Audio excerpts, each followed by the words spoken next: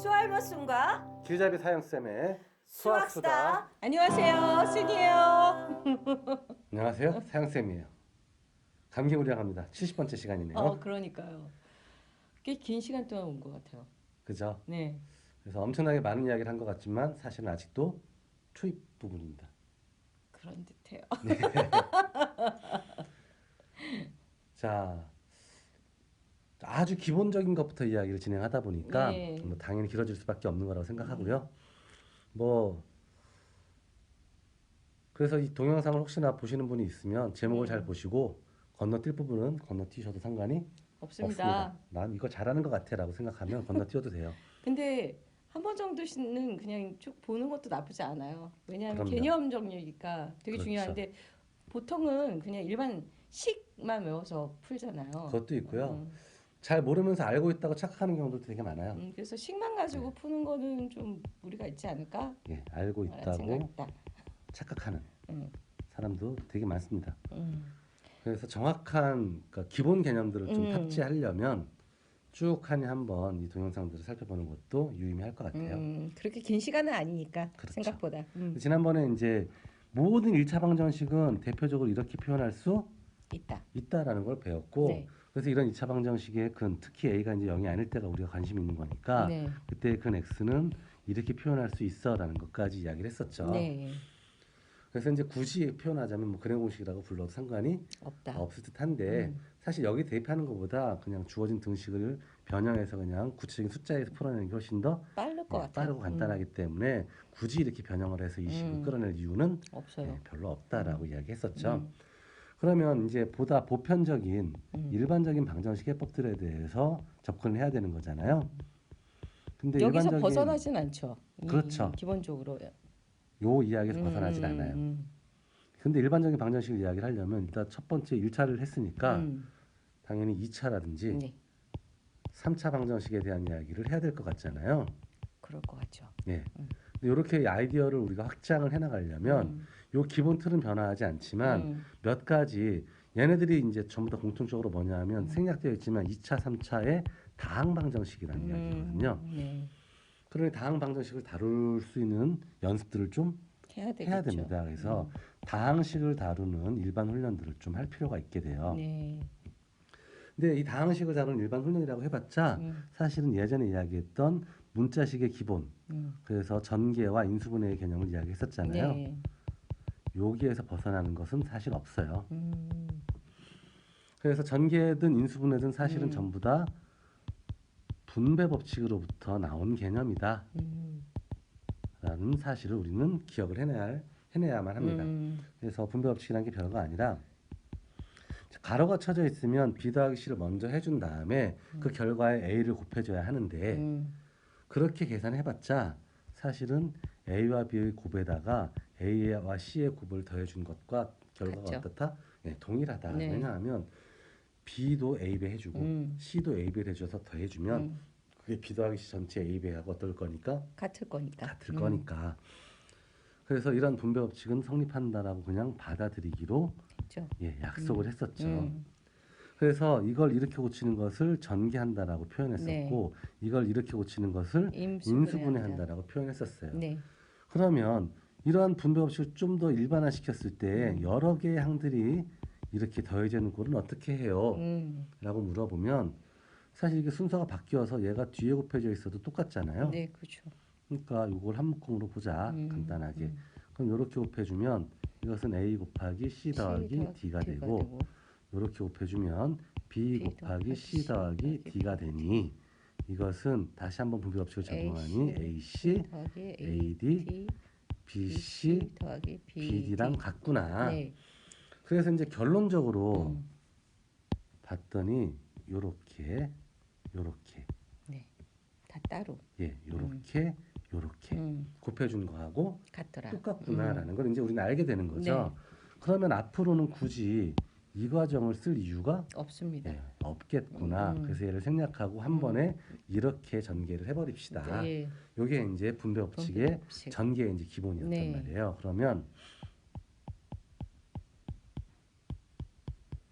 뭐 이런 걸 어떻게 전개합니까? 라고 물어보면 요렇게 곱해서 x 곱하기 x니까 x의 제곱이 될 것이고 요렇게 곱하면 마이너스 3x가 될 것이고 요렇게 곱하면 플러스 x가 될 것이고 요렇게 곱하면 마이너스 3이 되겠죠. 근데 가만히 보면 얘하고 얘는 동류항이라는 걸 알 수 있어요. x에 대한 동일한 1차식이죠. 그래서 이제 동류항끼리는 분배 법칙을 적용해서 정리를 해주기로 약속을 했었으니까 마이너스 3 더하기라면 마이너스 2가 되겠죠. 그래서 이렇게 정리까지 해주면 전개가 완료가 된 거죠. 되는 겁니다. 이렇게 해서 어떠한 형태의 식이든 전개하는 건 어렵지가 않습니다. 그래서 이제 중학교 3학년 교과서에서 이제 처음으로 곱셈 공식이라는 것들을 배우는데 별거 아니라 전개한 결과들을 외워버리자 뭐 이렇게 이야기하는 거예요. 그래서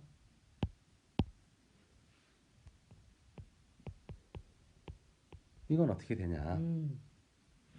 제곱은 별거 아니라 똑같은 놈을 두 번 곱하는 거잖아요. 그렇죠. 그러니까 이렇게 될 것이고 그럼 다시 아까랑 똑같아요. a 제곱 a 곱하기 b b 곱하기 a b의 제곱. 근데 곱셈은 교환 법칙이 성립하기 때문에 a, b랑 b, a는 서로 같은 거예요. 그러니까 이것을 a 곱하기 b라고 써도 무방하다라는 거죠. 그럼 문자 부분이 완전 일치하니까 얘와 얘는 또 서로 동류항이 되겠네요. 그럼 더해주면 a 제곱에 두 개가 더해지니까 2ab가 되고 b 제곱이 더해지는 꼴이 되겠죠. 그래서 이렇게 전개할 수 있는데 그냥 앞으로는 a 더하기 b의 제곱은 그냥 이거라고 기억하자. 그래서 이것을 무슨 공식? 곱셈 공식이라고 불러요. 이걸요. 그러니까 이거를 생략을 하자는 겁니다. 뼈뼈뼈 생략하고 해 그럼 땅 하고 만들자. 그래서 열심히 외우도록 시키죠. 왜 그러는지 모르겠어요. 하나도 중요하지도 않고 외울 이유도 없어요. 그냥 매번 이렇게 해보면 돼요. 근데 이걸 자꾸 하다 보면 자연스럽게 계산 속도도 빨라지고 숙지가 되게 되면 나중에는 누가 굳이 외우라고 안 시켜도 그냥 이렇게 돼요. 그건 자연스러운 거예요. 그 냅두면 되는데 막 애들은 막 못 살게 굴어. 이거 못 외우면 막 집에도 안 보내고 막 갈고댄단 말이죠. 못 외웠다고. 사실 그럴 이유가 없어요. 그러면 a 빼기 b의 제곱은 그럼 어떻게 돼요? 그러면 a 빼기 b, a 빼기 b 하니까 이렇게 곱해서 a 제곱, 이렇게 곱하면 마이너스 ab, 이렇게 곱하면 마이너스 ba, 이렇게 곱하면 음수 곱하면 양수되니까 다시 b 제곱. 근데 ab랑 ba는 똑같은 거니까 a 제곱 빼기 2ab 더하기 b 제곱 이렇게 쓰면 되는 거죠. 그렇군요. 그 다음에 a 더하기 b 곱하기 a 빼기 b. 복잡해지고 있어요. 뭐 이렇게 곱해서 a 제곱, 이렇게 곱해서 마이너스 ab, 이렇게 곱해서 플러스 ba, 이렇게 곱해서 마이너스 b 제곱 되겠죠. 근데 이 둘은 어떤 거니까? 동류항이. 근데 하나는 플러스 하나는 마이너스죠. 사라지죠. 그래서 a 제곱 빼기 b 제곱 이렇게 남게 돼요. 그래서 이것은 전개하면 이렇게 되는구나라고 알게 되는 거죠. 그 다음에 이건 어떻게 될까? 그러면 이것은 a 더하기 b 더하기 c a 더하기 b 더하기 c 갑자기 수학 공식 배우는 사람 같았어요. a 제곱 ab ac ac b ab 그렇게 봐야 되는군요. b 제곱 bc 이제 한 번에 갈게요. ac bc c의 제곱. 그러면 a 제곱 있죠? b 제곱 있죠? c 제곱 있죠?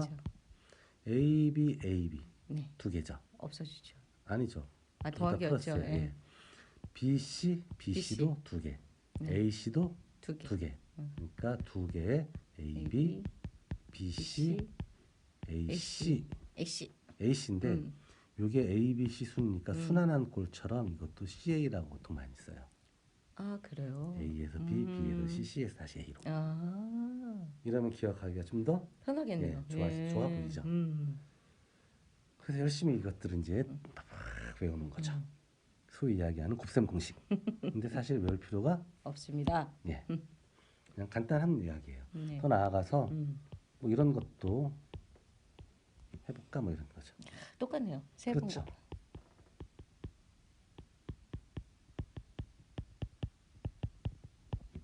그럼 먼저 요거 먼저 해야 되겠죠. 네. 이건 아까 이미 해봤으니까 그 결과를 그냥 쓸게요. 네. 아직까지 저는 못 쫓아합니다 지금. 네. 근데 어쨌든 이렇게 곱하면 다시 A 세제곱. 그러니까 왜 이렇게 하냐면 어차피 세제곱은 한 번에 세 개를 곱할 수가 없어요. 그러니까 앞에 두 개 먼저 곱해서 결과를 내고 그놈한테 한 번 더 전개하면 네. 되는 거지 절대로 어려운 게 아니다라는 거죠. 그다음에 이렇게 곱하면 A 제곱 B. 이렇게 곱해주면 2A 제곱 B. 이렇게 곱하면 2A B의 제곱. 이렇게 곱하면 A B의 제곱. 이렇게 곱하면 B의 세제곱. 그러면 A의 세제곱 이게 동류항이잖아요. A 제곱 B가 3배의 A 제곱 B. 이것도 동류항이죠. 3배의 A B의 제곱 B의 세제곱. 됐죠? 네. 그럼 여기가 마이너스가 되면 여기가 마이너스 여기도 마이너스가 될 거예요. 네. 그러면 얘랑 곱해져서 여기가 마이너스가 되고 얘도 마이너스가 되죠. 그래서 여기가 마이너스가 되고요. 그 다음에 여기가 마이너스니까 b제곱하고 마이너스 b 곱해서 여기가 또 마이너스가 돼서 여기도 마이너스가 돼요. 그래서 이 부분 하고 이 부분만 바뀌게 된다. 여기가 마이너스가 되면 없어지지도 않나요? 네, 없어지는 건 없어요. 됐지요? 네. 예, 뭐 그 정도 아니에요. 뭐 이런 것도 배우죠. 아이고요, 다시 쓸게요.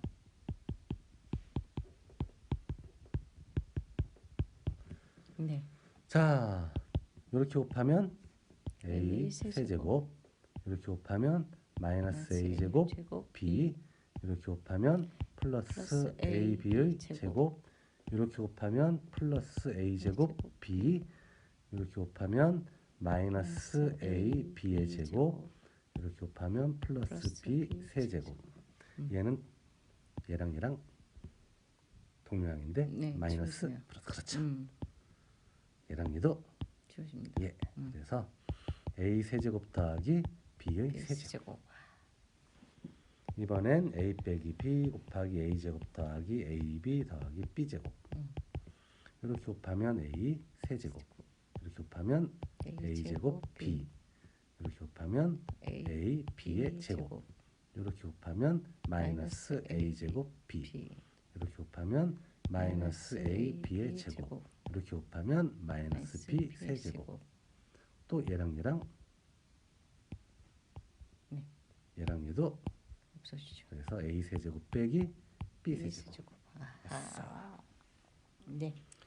요것이 고등학교 혹은 중학교 3학년, 고등학교 1학년 교과서에 나오는 중등 교과과정에서 아이들한테 가르치는 곱셈 공식 다예요.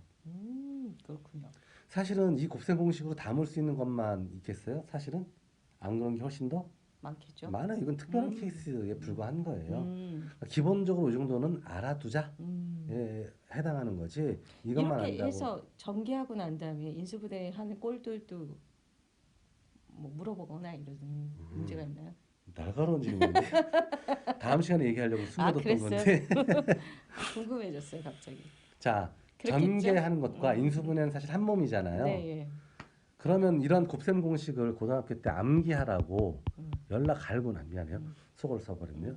굉장히 선생님들이 학생들 갈구는 이유가 단순하게 이걸 외워두면 편해 때문만은 아니에요. 이걸 외우게 시키는 이유가 또 있어요. 그렇구나. 근데 사실은 그 이유에서 우리는 벗어나서 더 일반적인 케이스를 학습해야 되는데 대다수의 학생들은 거기에서 그냥 매몰돼서 더 이상 외우고 끝내버리는 네, 거죠. 끝나죠. 예, 그러면 사실 좀 문제가 생겨요. 아 그래요.